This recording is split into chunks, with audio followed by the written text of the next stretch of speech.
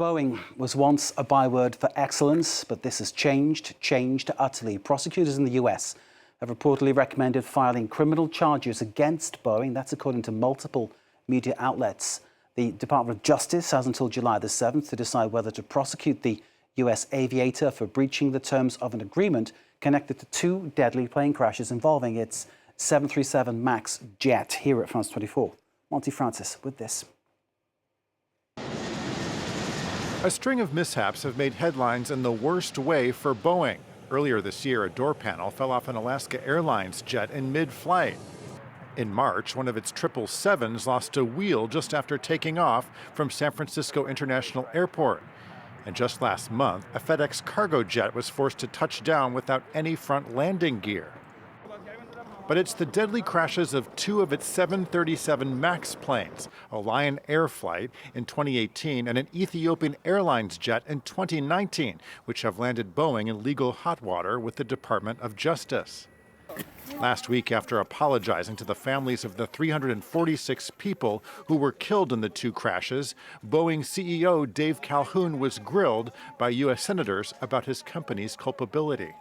You accept that Boeing was responsible for those crashes and 346 deaths? I accept that MCAS and Boeing are responsible for those crashes. Yes, sir. MCAS stands for Maneuvering Characteristics Augmentation System, an automated anti-stall feature which was linked to both crashes. Prosecutors accuse Boeing of putting production demands ahead of safety, alleging that the airplane maker violated a settlement related to the two tragedies, which has shielded the company from a criminal charge of conspiracy to commit fraud. Boeing had agreed to pay $2.5 billion and to overhaul its compliance practices to settle an investigation by the Federal Aviation Administration of its 737 MAX. Although prosecutors are recommending criminal charges, there's no guarantee of a prosecution. The Justice Department, which has until July 7th to decide, has only said the deliberations remain ongoing and that no final decisions have been reached.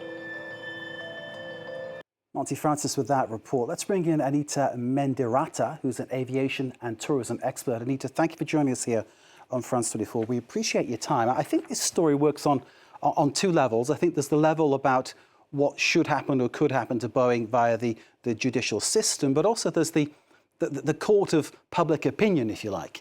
I wonder whether people, travellers, yourself, myself, our friends, our family, would we be happy travelling in a Boeing aircraft these days?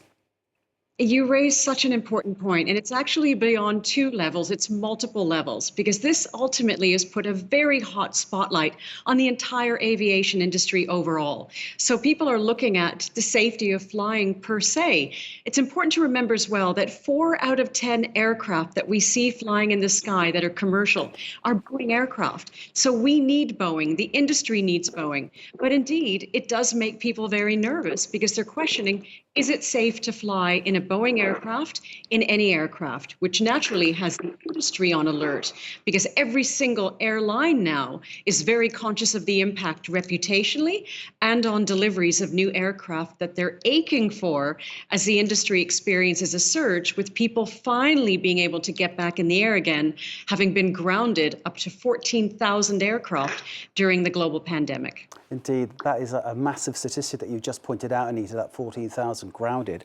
And clearly people want to travel, people want to go on holiday, people need to travel for business. These things are accepted in our world today. But once upon a time, Boeing was a byword for everything that was good about flying. What went wrong?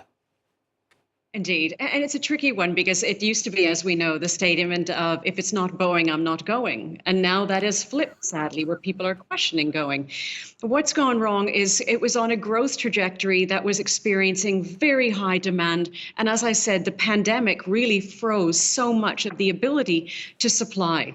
We've also seen that Boeing, like every other airline manufacturer, has experienced incredible pressure from the point of view of, at the beginning of the pandemic, having to let people go. There simply were not the jobs, and we lost an enormous amount of professional expertise in that regard. So bringing people back has been very difficult.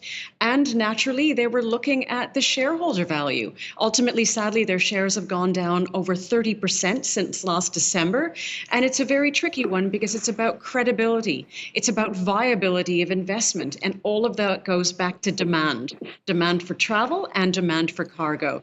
So it's a very painful one. And this is where, at a leadership level, this is the ultimate test for the CEO, because he needs to own this. He needs to own fixing the problems and rebuilding the confidence in Boeing, for Boeing, and for the entire industry. And he needs to do that now.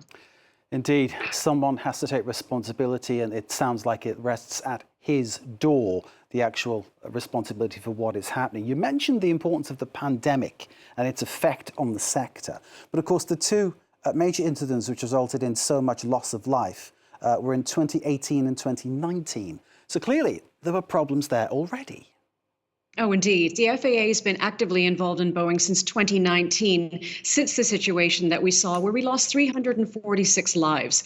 And so this also goes back to what is the responsibility of the regulator. And the FAA has been very clear in saying as well, they needed to be more involved. So they are feeling violated. I think what's important about this conversation is recognizing this is highly, highly emotional. We're talking about over 300 lives lost. We're talking about a national icon as a brand and a business, as Boeing has been a source of enormous pride. We're talking about an airline manufacturer, an aircraft manufacturer that the industry needs. We fundamentally need it, whether it's Airbus, whether it's Bombardier. Every single aircraft manufacturer needs Boeing to be a part of the ecosystem, as does the entire ecosystem. We as travelers need Boeing. We need to get back to the people and places that we love. So the ripple effect is enormous, and you cannot separate out the emotion of what's happening over and above ultimately what's happening in terms of the operations. So this is a tricky one because every single stakeholder is involved, and that includes the flying public that IATA, the International Air Transport Association, estimates at being 5 billion passengers this year alone. We don't have the aircraft. We don't have the peace of mind. We need Boeing to get this right, and we need Dave Calhoun to really step up and own this, being very clear with every single stakeholder audience, airline manufacturers, the customers, the regulators, the traveling public, and their staff. Over 170,000 people work for Boeing. He needs to be able to look at them face to face and make it very clear that he will bring back Boeing to the position of pride and place that it always had and that people need it to be once again. And saying he'll do that in a year when, this year, we've seen so many, well, 3 specific incidents when literally pieces have fallen off Boeing jets, including the window blowing out in midair, which sounds like the sort of thing you'd have a nightmare about, but there it is happening. How do you begin to reverse the public perception of what a Boeing jet is about when these kind of things are happening? It seems like an impossible task. Indeed, and you've hit something very, very critical, that aviation has always unlocked our imagination. It's always inspired awe.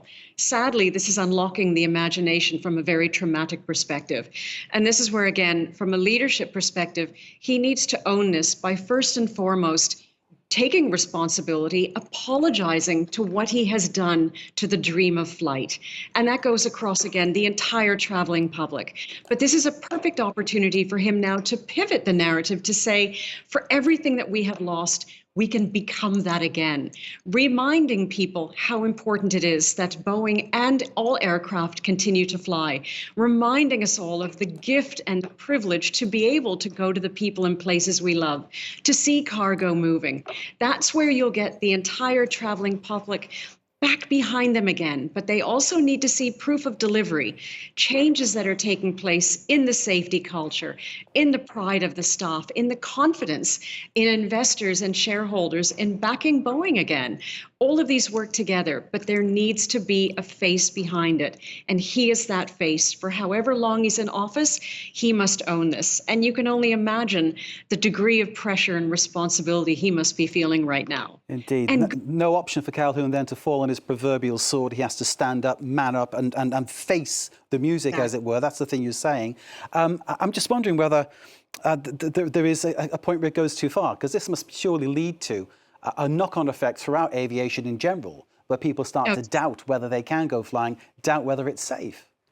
Absolutely. And I think importantly, doubt whether it's available, because ultimately the delays in deliveries, there are over 5,600 aircraft already delayed from Boeing vis-a-vis their orders. Those delays at a customer level, so the airlines, for instance, is causing them to refurbish old aircraft, relook their capacity, change their fleet schedules, and even freeze hiring. There's no point hiring the pilots and the crew if there's no aircraft. So that's put huge pressure on an industry that was absolutely hemorrhaging during COVID, having been grounded across the world. That's been very difficult. What's also important is the 737 MAX, the specific aircraft we're talking about, was one of the most fuel-efficient innovations when it comes to the future of sustainable aviation. We need that innovation, and Boeing's at the helm of that. In terms of the travelers, this is going to mean constraint on capacity, which increases prices, which makes it more difficult to get to the places we want to cost effectively, and which just simply puts fear in our hearts of being able to fly. We need that dream and that confidence back. And that's where at an industry level and at a passenger level, we need to get Boeing going. And of course, we have the military side and the cargo side. So please God, Boeing is able to make it through this, as we need it too. And this is where we really do need to rally behind the CEO and everyone at Boeing to remind them of how important they are for all of us. Anita Mendiretta, aviation and tourism expert, thank you very much indeed for sharing your analysis of the situation as Boeing is possibly facing charges brought by the Department of Justice in the US. Anita, thank you for joining us here on Apropos. We appreciate your time and your analysis that you shared with us. Anita Mendiretta, aviation and tourism expert. That's it for Apropos. Do stay with us. We've got more to come after a very short break.